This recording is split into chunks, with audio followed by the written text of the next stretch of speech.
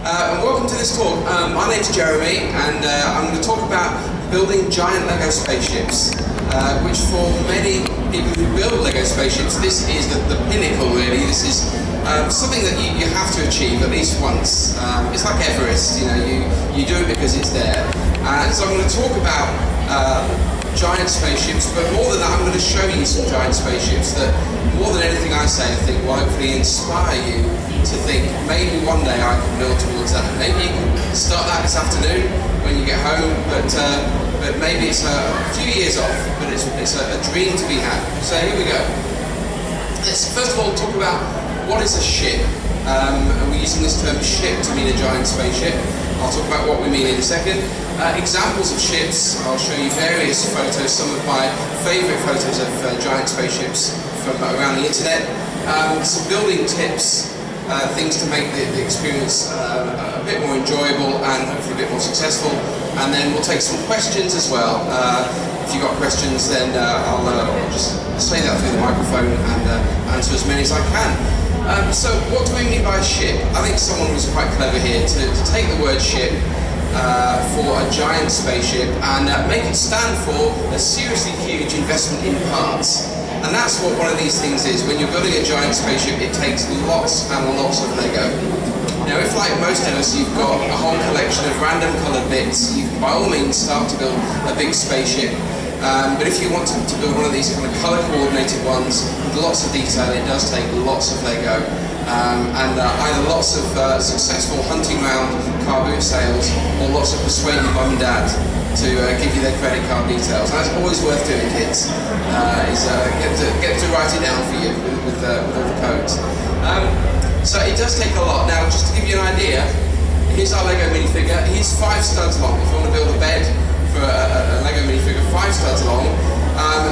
What we mean by a ship, seriously huge investment in parts, is a ship that's at least 100 studs long, 80 centimetres long, and that's to scale. So you can see how that little minifigure would fit in there. You could fit a lot of minifigures in a ship that size. And that's a bit of a threshold, really, 100 studs. There are some builders here today for which that's tiny, only 100 studs. That's not worth getting out of bed for. But for many of us, that's a key threshold to reach. Now, you can, of course, build a ship that's 100 studs long by joining lots of aerials together, and that's just cheating. It's a bit like skyscrapers. People say we've got the world's tallest skyscraper, but it's got a huge aerial on top. That's just cheating. Try and avoid just making a ship only that long, putting a huge aerial on the front. Not going to get you any favours. In fact, there's a builder who was here last year, who later on last year, he built a big spaceship I saw back in October, and it was 98 studs long. And he had lots of people saying, just put an aerial on the front of that, just a little one, only 2 studs long, and that will do it. That'll take you over the magic 100 studs. And quite right, I think he said no. When I do build one that's more than 100 studs, I'm going to do it deliberately. And he did. He built one about 120 studs long later last year. So that's the scale. Now, where I come into this is as a real newcomer to this. This is my second show here. I was here this time last year, and last year I showed a spaceship that's 60 studs long, which is still here on display today over by the big planet Earth. But I've just completed a ship which is 120 studs long, which just goes over that magic figure. So it's my first ship. I don't know if it'll be the last. It'll be the last for a little while. Yes, I'm joining the slightly elite club of geeky people with too much time and money to spare. So let's talk about examples of ships. Now, if you want to build a ship that's that size, you can either build it minifig scale to have little figures that will fit inside, or you can build it micro scale so that the minifigures would be almost too tiny to see. And I have to say, if you build minifig scale, 100 studs isn't actually that big. There aren't that many spaceships from science fiction films of any size that you could build and they'd be about 100 studs big. You think of some of the big spaceships from Star Wars, if you built them to scale with minifigs inside, they would be the length of this room, they would be gigantic. Star Trek, the big USS Enterprise to scale would be huge and way beyond most people's Lego collection, beyond a couple of people here today. So If you build it minifig scale, you're a bit limited, but there's still an awful lot you can do. Or you can go micro scale, ignore minifigs altogether, and then you can build any size ship you want. Your ship could be 10 kilometers long in the real world, and you can build it to be 100 studs. So it's up to you. We're going to start by looking at some examples of minifig scale spaceships. And here's a great one. Chris Giddens was kind of one of the early pioneers in lots of classic space models, and this is one of my favourites of his. What I like about this is not only quite a big ship, but it's really nicely shaped. He hasn't just built a big box and put lots of aerials on it, but there's lots of nice shaping here, lots of detail in parts, lots of smooth panels in other parts. The colour works really nicely, and to top it all, he's put it on a lovely backdrop, so it looks fantastic. And I think if you stare at that and that doesn't make you start to think, wow, that would be amazing to do, then my task here is futile. I can't convince any of you. Here's another great one. This is actually a chap who was exhibiting here in the past. He's a member of British, and it's in classic space colours. Big yay for that. This actually had lots of mini spaceships inside it, lots of fighters that came shooting out the front, and as you can see, a little spaceship that sits on top of it, just perched there just for fun. Here's another great example from a chap in Florida. This is called the Calamity Jane. It's a cargo ship. Those big yellow quads on the side hold cargo. Lots of colours going on here, but still a good sense of organisation, and a lovely, great big engines at the back. Always important for a big spaceship. Here's another one from a chap called Blake Foster. This is called the Manticore, and a bit like the Death Star in Star Wars, this has got a great big laser cannon on the front to terrify anyone who comes close. What I like about this one is the use of some nice curves here and there. He's really gone to town on some of the shapes. Here's one from a chap who's exhibiting here today. One of Ed's spaceships, which isn't quite giant, but it's pretty impressive for its size. A lovely shape is over on display. But this was one of Ed's larger spaceships, and those two big blue bits on the top actually act as handles. There is a photo somewhere of Ed swooping this around his back garden, which I think he deserves huge credit for.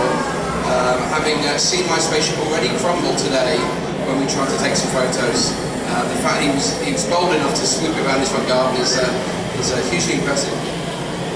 This is a very influential one for me. This is a guy called Dan Jassim from the States again, I think, and this has got a lovely interior, which I'll show you some examples of that later on.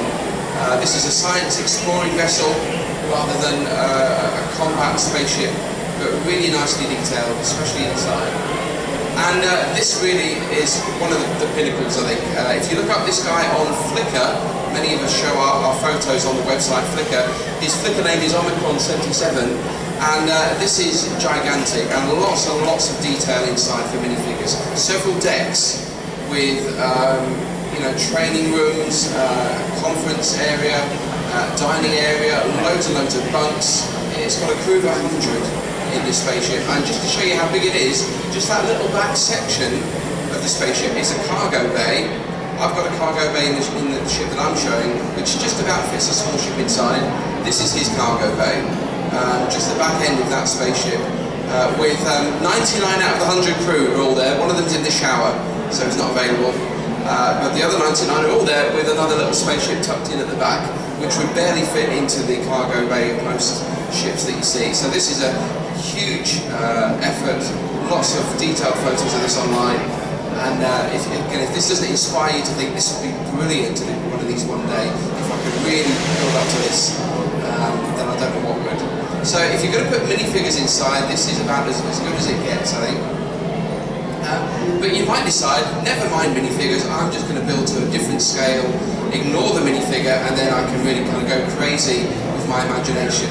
And you might think, well actually there are some classic science fiction spaceships I'd like to try and recreate. So here are some Star Wars examples. A good Hammerhead class cruiser here, great shape, lots of lovely colour, of course that kind of dark red colour from Star Wars, but a really nicely shaped ship. You wouldn't possibly get minifigures inside this, they are invisible to scale, but again nice plates, lots of nice detail along that central beam there. You can see all the detail along the side, some nice big guns and some nice big engines, and what would you want in a giant spaceship. This one is lovely. This is also from Star Wars, the Mon Calamari cruiser. What's nice about this, two things really. One is that there is barely a right angle on this ship. Given that Lego is all square, this builder had to do an awful lot of work to try and get curves all over the place. But also, as you can see, it's full of tiny little one-by-one plates, transparent plates, and he put a light inside so that when you turn the lights off, then all these windows light up like that. And I wouldn't bother with a telly. You know, you just put that in your front room, turn all the lights down at night, and you could just stare at that for hours, couldn't you? Humming the Star Wars theme tune. You know, it doesn't get much better than that. You don't need entertainment. Once you build this thing, you can live off that forever, and you invite all your friends around. Here's another one from the Star Wars world. Mark Kelso is quite a famous spaceship builder in the LEGO community, and this is one of his. I think this is called the Invisible Hand, and that is the actual shot from the film. He's taken the still from the film where that ship appears, and he's just dropped his own Lego ship in place, which is an incredibly geeky thing to do, so extra points for him for doing that. But this thing is huge when you see a shot of this. This is about 6 foot long. Here's a Battlestar Galactica inspired ship. Lots and lots of detail all over this, as Battlestar Galactica ships tend to be, very knobbly all over, what we call greebles, lots of all the detail that you see in science fiction films, but a great detail model, and again a great photo, great setting. And I think that this might actually be a minifig scale, this one. This is in the wrong place, but Serenity, this has actually just been on display in Chicago last weekend, and again packed full of detail. Lots of interior detail, which is really exciting. So you could use classic ships from science fiction, or you could just invent your own. Here's one of my favourites from the last few months. This is deceptively simple. It's quite a simple shape, but when you zoom in, there are lots of really lovely details on this. Really good use of colour, and the whole thing just looks like it hangs together really well. It flows really beautifully. Here's a great one. This is slightly older, but really good, impressive use of shape and colour. Again, lots of good angles on this, not just right angles, but lots of interesting angles all over the place. Even the engines are angled slightly differently to the wings. Lots of attention to detail. And here's one of my favourite builders, a French guy, Pierre Flachy. This is excellent. I think this is a space construction ship. Again, packed with lots and lots of detail. It looks very simple at first glance, but as you zoom in, you can stare at that for hours, and some of us have. So that's some examples. We could go on, we could spend a good couple of hours looking at all sorts of examples, but that's a good cross-section, I think, of the various things that are possible if you've got the time and the money and the patience to do this. So some tips for you in building. First of all, try and plan ahead. This is easier said than done. Some people are very good at planning ahead. Some people map it all out on the computer before they even touch a Lego brick, which is a bit extreme, but some planning will work. At the very least, to get some inspiration. Now, here's how it worked for me. There is a website called Concept Ships, which is just people's artwork of fictional science fiction ships. And I look at this probably once every couple of months just to get some ideas and just to marvel at the images that people produce. And I was looking at this a few months ago, and I saw this image here. And I thought, that is lovely. That's a really nice ship. I love the shape of it. I love the front in particular, that kind of wedgy shape at the front. It's nice and flat and elongated, and I would like to build something like that. And that was the inspiration for the ship that I'm currently displaying out on the stands at the moment. So it's sometimes finding a good picture, maybe an existing ship from science fiction that you'd like to recreate, but getting some inspiration and then trying to work it out. Here's an example from one of those builders of trying to sketch out what the ship would look like so that we get an idea of the shape. And you can go further than that if you want to. But the more planning you put in, the better the ship will be. It makes it a long process. Next up, and I wish I could speak from experience on this, build a solid frame. Whenever you build a piece of Lego that gets over a certain size, the inherent weakness in Lego, in the clutch between bricks, starts to come into play, and things start to fall apart unless you build them properly. And so you should really build a good, solid frame and then build a ship around that, rather than building, as most of us do, you just add some bricks and then some more bricks and hope it all works. shots. That's the idea. Now, I didn't do this on my spaceship over there, and twice already this weekend I have suffered as a consequence. When we got here, I was trying to put it together, the whole thing wouldn't fit together, and then started to break and sag in the middle. And the same thing happened again this morning. Not happy times, and I was realising that I should have taken this medicine, and I should have actually built a good frame. If you do it properly, here's an example. Again, a really nice ship in its own right, but just held with one hand, nice and stable all the way along.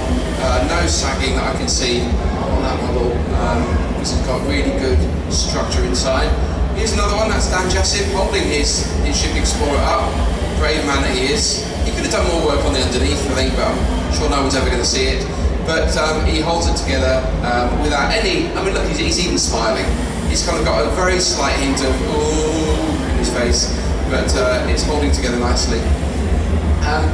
And this is how you do it. This is one of Ed's shots with lots of structure inside. This is probably the best way to do it, with Technic plates that are all bolted together so that the thing holds together, and then you can build on top of that. That will get you a more stable model. And that doesn't apply just to big spaceships, but any big model. It certainly applies here. Building a good frame and then hanging things off that is probably the most painless way to do it later on. Maybe not quite as fun when you just want to get started, but it will help you later on. If you're going to have it inside, if you're making it minifig scale, then what I quite like to do is to think, well, what would you actually have inside a spaceship? These guys might be away for a few months at a time. You've got to have a toilet. You know, you've got to think about these things. It's going to get unpleasant very quickly if you don't. You've got to have somewhere for them to sleep, somewhere for them to eat. You've got to think about some of these things. If they need to escape in a hurry, you've got to have some way of escape. So the more of that you can put in, then I just think the more polish it adds to a model. To think about what would actually be needed. Here's Dan Jussup's Explorer, and again, if you lift the lids off, packed full of details. This has directly inspired the model that I've got here. Airlocks, sick bay, escape pods, hydroponics even, plants that they're using for air recycling and for food. Nice cargo bay at the back, bridge at the front, a lounge area. They've got to relax from time to time, crew quarters, and plenty of storage. They've got to have somewhere to put all their things. So the more interior you can put in, the more details you can tuck away, even if you're the only person that ever sees it, it's going to bring a glow of satisfaction. But if you build a ship like that with lots of interiors, bring it here. If you're a member of Brickish, if you're old enough to be in Brickish, bring it here and display it. Lots of other people would say, wow, look, a space toilet. It doesn't get more exciting than that. The final thing to say is that you will hate it. If you build anything that is big enough, it will get to the point where you think, I wish I never started on this, and I'd like to get rid of it right now. You have to accept that that will happen. I've talked to a few builders of big ships who say, yeah, that happened to every big ship I've ever built. I had to get through that stage. In fact, I found a photo that illustrates this. There you go. It's Mark Kelso, just having built a huge chunk of this lovely spaceship, just getting absolutely sick of it. And he posted this online, and immediately there were 20 people underneath who wrote, no, don't do it. He didn't do it. It's just been shown last weekend in Chicago. But we all feel like that sometimes. Many of us actually think he just did that just to show off his Lego room, really, rather than anything else. But yeah, you will feel like that, but carry on. Even if your attempt doesn't look that great, it's going to be valuable experience, and just keep persisting with it. It's worth using all the Lego that you can, buying more Lego. You will need to buy more Lego as you go through, but press through that and see it through. You'll end up with a fantastic result that you can enjoy for many and many months to come. You will get very acquainted with buying Lego online. I'm doing a talk a little bit later on about Bricklink, one of the main ways to buy Lego online. Yeah, these things, if you don't plan them all out ahead, do tend to get rather expensive. You keep waiting for small parts to arrive through the post, but it is worth pressing on and getting it done. So hopefully that's given you some food for thought. Even if you think, you know what, with my collection, no way, then it gives you something to dream about, something to think about one day. But you might be sitting on a large Lego collection and you've only ever built small spaceships, and you think, maybe I'm up for a challenge. Go and try it out. Get some inspiration, find a ship that you like, get some ideas, and go and start to build it. And we would love to see the results. At the very least, take some photos and put them online, and we'll all be saying that looks amazing, and that's a really great feeling. So any questions that anyone's got? And I'll dart around with the microphone. Anyone's got any questions? Okay, well, we're going to finish at that point. I'm going to hang around for a little while, so if you've got any questions, please come forward and talk to me now. And most of the day I'm going to be over by my table of spaceships, so by all means come over. I'm very happy to show you around the spaceships I've got, and it'd be great to meet you and chat a bit more. So go build some fantastic Lego, and we look forward to seeing it very soon. Thanks very much.